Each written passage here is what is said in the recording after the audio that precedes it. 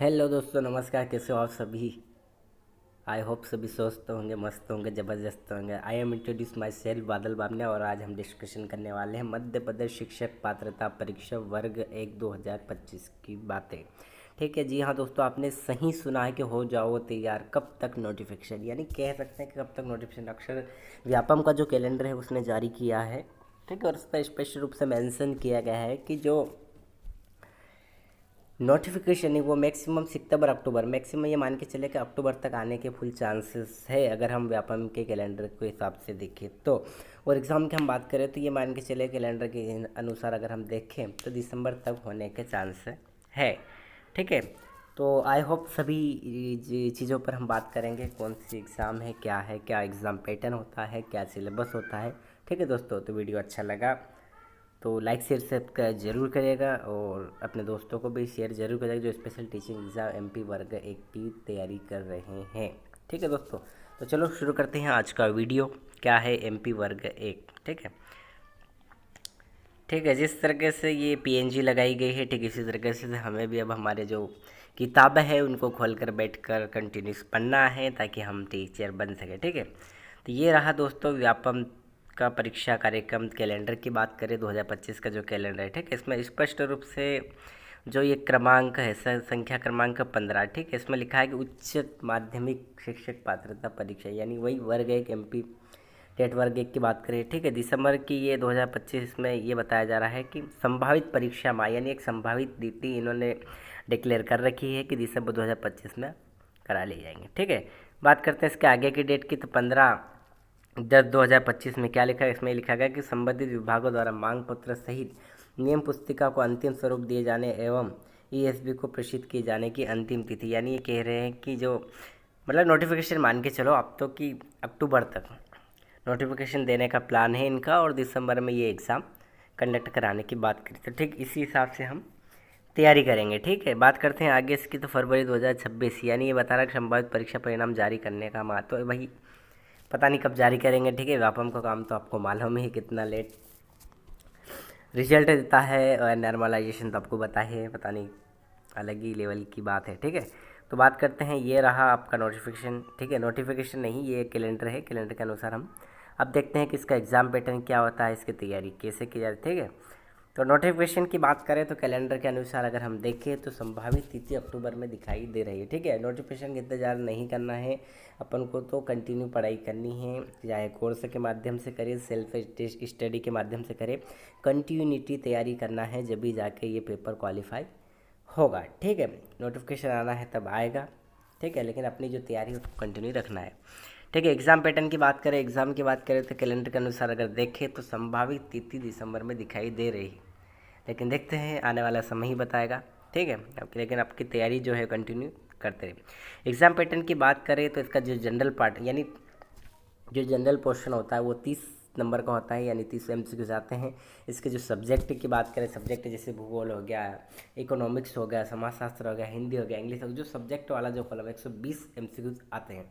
बात करें पूरे पेपर की टोटल एमसीक्यूज की 150 एमसीक्यूज आते हैं, लेकिन कुछ नया अपडेट आएगा तो उसकी जानकारी भी मैं आपको समय समय पर देते रहूँगा दोस्तों। ठीक है, तभी टोटल मिला के ये मान के चलिए कि 150 नंबर का पेपर आता है। जनरल पार्ट की अगर हम बात करें तो 30 एमसीक्यूज आते हैं, सब्जेक्ट की बात करें तो 120 एमसीक्यूज आते हैं। चलो नेक्स्ट बात करते हैं इसके जनरल पार्ट की। जनरल पार्ट 30 नंबर का था, 30 नंबर में क्या क्या आते हैं। ठीक है, ये पिछला जो नोटिफिकेशन है उसके आधार पर मैं बता रहा हूँ। ठीक है, परीक्षा की योजना, पाठ्यक्रम उच्च माध्यमिक शिक्षक, सभी प्रश्न अनिवार्य होंगे। पात्रता परीक्षा हेतु 150 अंकों का प्रश्न पत्र होगा। परीक्षा की अवधि 2.5 घंटे होती है। ठीक है, नेगेटिव मार्किंग उसमें पहले लगाई गई थी लेकिन बाद में हटा दी गई। ठीक है, तो फिलहाल अभी नेगेटिव मार्किंग ऐसा कुछ है नहीं।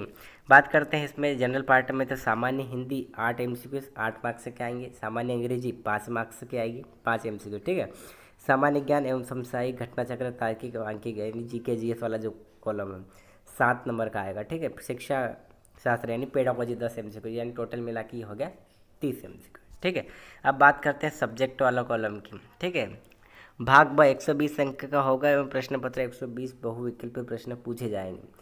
प्रश्न पत्र के अंतर्गत 16 विषय नीचे तालिका में दिए गए होंगे जिसमें अभ्यर्थी अपने स्नातकोत्तर उपाधि के विषय में ही परीक्षा सम्मिलित होंगे। यानी कहने का मतलब ये होगा कि जो सब्जेक्ट वाला जो क्वेश्चन है 120 नंबर का पूछा जाएगा, ठीक है। जिस सब्जेक्ट से आपने स्नातक यानी एमए या जो भी किया है उस सब्जेक्ट से संबंधित आप ये एग्ज़ाम दे पाओगे, ठीक है। 120 प्रश्न आएंगे, 120 आएंगे, ठीक है। ये हिंदी भाषा, अंग्रेजी, संस्कृत, उर्दू, गणित, भौतिक विज्ञान, जीव विज्ञान, रसायन विज्ञान, गृह विज्ञान, वाणिज्य, इतिहास, भूगोल, राजनीति विज्ञान, अर्थशास्त्र, कृषि, समाजशास्त्र। तो ये एग्ज़ाम टोटल 16 विषय में होता है पेपर, ठीक है। बात कर लेते हैं इसकी क्या है आगे और क्या लिखा है कि 9वीं 10वीं के प्रचलित पाठ्यक्रम के विषय स्तर पर आधारित, यानी जो 9 10th की प्रचलित जो पाठ्यक्रम एनसीईआरटी उसके स्तर पर आधारित होंगे, लेकिन जो कठिनाई स्तर है लीकेजिंग यानी स्नातक स्तर का जो कठिनाई स्तर होगा, ठीक है, एमए लेवल का कठिनाई स्तर होगा, प्रश्न पत्र की अवधारणा, समस्या समाधान और पेडागोजी की समझ पर आधारित होंगे। चलो बात करते हैं इसके जो जनरल पार्ट वाले सिलेबस की, तो वही सामान्य हिंदी, ठीक है, ये देख लीजिएगा, इसमें सारी चीज़ें ऐड है। विलोम शब्द, शब्दावली, व्याकरण, समानार्थक शब्द, वाक्यों का अनुवाद, रिक्त स्थान, त्रुटि का पता लगाना, परिच्छेद, व्याख्यान, मुहावरे, बहुवचन आदि, ठीक है। वही जनरल सामान्य अंग्रेजी है। उसके बाद में जीके जीएस वाला है, वही प्राचीन इतिहास, मध्यकालीन इतिहास, भूगोल, इकोनॉमिक्स, ठीक है, पॉलिटी एंड जो करंट अफेयर्स की चीज़ें हैं ये सारी रहेगी, पर्यावरण से संबंधित आदि, ये जनरल पार्ट है, ठीक है। उसके बाद चलते हैं मैथ्स, तार्किक अंकीय योग्यता, यानी इसमें रीजनिंग मैथ्स भी रहेगा, ठीक है। और उसके बाद बात करें पेडोलॉजी में वही पाठ्यक्रम, बच्चों से संबंधित जो भी समाज से शिक्षा क्या है, बाल विकास क्या है, दिव्यांगता क्या है, इससे संबंधित ये सारी चीज़ें इसमें ऐड की हुई है, ठीक है। अब बात करते हैं आगे इतिहास, ये रहा इतिहास का सिलेबस, ठीक है दोस्तों। ये एमपी वर्ग का जो पिछला जो नोटिफिकेशन उसके आधार पर बता रहा हूँ, तो ये रहा इतिहास का सिलेबस, ठीक है। इसमें सारा वही प्राचीन, मध्यकालीन, आधुनिक और विश्व इतिहास आपको पढ़ना रहेगा, ठीक है। ये रहा भूगोल में क्या पढ़ना है, भूगोल में मेन बता देता हूँ आपको। भौतिक भूगोल, स्थल मंडल, वायुमंडल, जल मंडल, जैवमंडल, आर्थिक भूगोल, खनिज, ईंधन तथा शक्ति का संसाधन, विनिर्माण उद्योग, परिवहन, मानव भूगोल आदि, ठीक है। प्राकृतिक संसाधन, मानवीय क्रियाकलाप, औद्योगिक विकास, जनसंख्या भारत के संदर्भ में, कृषि, मध्य प्रदेश के भूगोल, प्राकृतिक आपदा विपत्तियाँ, परिवहन, संचार एवं व्यापार विश्व के संदर्भ में, प्रायोगिक भूगोल। टोटल मिला के 6 से 12 तक की एनसीईआरटी एंड एडवांस लेवल की कोचिंग के या कहीं के भी नोट्स बुक आपको पढ़ना पड़ेगा, तब जाके आपका सिलेक्शन होगा, ठीक है। ये सिलेबस है। बाकी अगर आपको पीडीएफ चाहिए तो मैं अपने टेलीग्राम चैनल पर भी इस पीडीएफ को डाल दूँगा, ठीक है। अगर आप ज्वाइन करना चाहते हो तो आप ज्वाइन कर लीजिएगा, ठीक है। राजनीति विज्ञान की बात करें तो राजनीति विज्ञान में वही शक्ति एवं अधिकार, नागरिक अधिकार, प्रजातंत्र, संविधान, संघीय शासन, राज्य शासन, राष्ट्रीय एवं क्षेत्रीय राजनीतिक दल, राजनीतिक चिंतन का स्वरूप, राजनीतिक विचारधाराएं, विश्व की महत्वपूर्ण शासन प्रणाली, भारत एवं अंतर्राष्ट्रीय संबंध, लोक प्रशासन, ठीक है। ये इसका पॉलिटी वाला जो पोर्शन है, ठीक है, इसका ये सिलेबस है। अब बात करते हैं आगे अर्थशास्त्र की। अर्थशास्त्र में अर्थशास्त्र, उपभोक्ता एवं उपयोगिता, मांग एवं पूर्ति, उत्पादन, बाजार एवं मूल्य निर्धारण, वितरण, मुद्रा की आधारभूत अवधारणा एवं सिद्धांत, आर्थिक समृद्धि, विकास, आर्थिक नियोजन, आर्थिक समस्याएं सुधार आदि, भारतीय अर्थव्यवस्था की संरचना, ठीक है, राष्ट्रीय आय और लेखांकन, लोक वित्त, बैंकिंग, व्यापार, सांख्यिकी, ये है अर्थशास्त्र से संबंधित, ठीक है। अब बात करते हैं समाजशास्त्र की।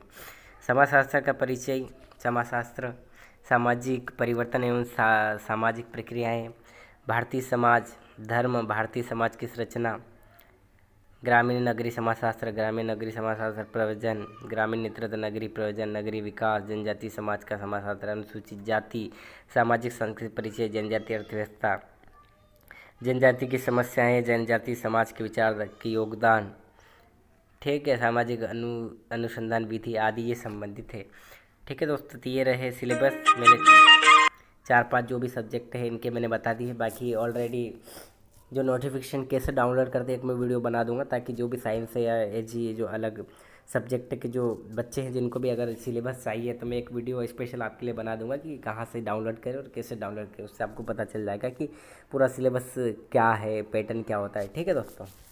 अगर वीडियो पसंद आए तो लाइक शेयर सब्सक्राइब जरूर करेगा और कमेंट सेक्शन में जरूर बताएगा क्या हमें इस तरीके की वीडियो आने चाहिए, अगर आने चाहिए तो कैसे आना चाहिए, इस चीज़ की भी आप मुझे कमेंट सेक्शन में ज़रूर बताएगा, ठीक है दोस्तों। वीडियो पसंद आए तो लाइक शेयर सब्सक्राइब जरूर करेगा।